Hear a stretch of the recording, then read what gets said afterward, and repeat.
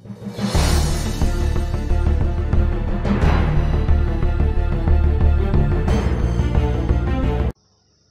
الله الرحمن الرحيم. هنتكلم دلوقتي ازاي اعمل فلاشة عندي تبقى بوتابل عليها اكتر من اوبريتنج سيستم، وفي نفس الوقت الداتا اللي عليها ما تتمسحش مع الوقت. يعني ايه؟ يعني انا حبيت احط سورس جديد عليها، حبيت اغير الاوبريتنج سيستم اللي انا هسطبه، ما احتاجش ان افرمت الفلاشة. البرنامج ده احنا هنستعمله اسمه فينتوي. البرنامج ده فري، هتلاقوا في اللينك في اول كومنت، هتلاقوا موجود اللينك بتاع الداونلود بتاعه، وهتلاقوا اللينك نفس اللينك ده فيه الخطوات اللي احنا بنشرحها دي موجوده كتابه. تمام. كل اللي انا هعمله ان انا هخش اعمل داونلود للبرنامج عندي. تمام. بعد ما اعمل الداونلود بتاعه هخش افك زي ما احنا شايفين كده يا جماعه، هفك الضغط بتاعه.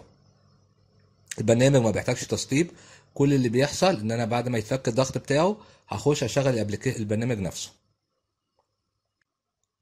طبعا اول مره هو بيحصل ان هو هيفرمت فلاشه، اول مره يعني هينزل ملفات السيستم بتاعته. تمام. فهقول له انستول ان ده البرنامج ده بيتسطب على الفلاشه.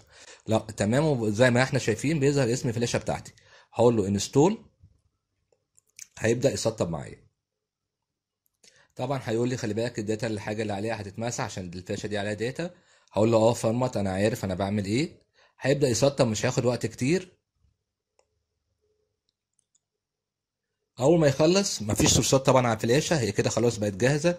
كل اللي انا هعمله ان انا هخش على السورسات بتاعتي الايزوهات، واحط كوبي للسورس انا عايز يتسطب في اللحظه دي. انت مش عايز تحط اي سورسات دلوقتي، خلاص هي الفلاشه كده مستعده انك تحط سورس في اي وقت.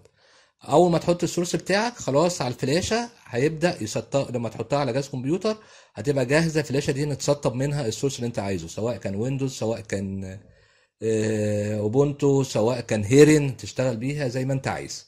تمام. اهو زي ما انتم شايفين هاخد السورس بتاعي الايزو وبمنتهى البساطه، سواء كان سورس واحد او اكتر، كوبي وبيست على الفلاشه بتاعتي.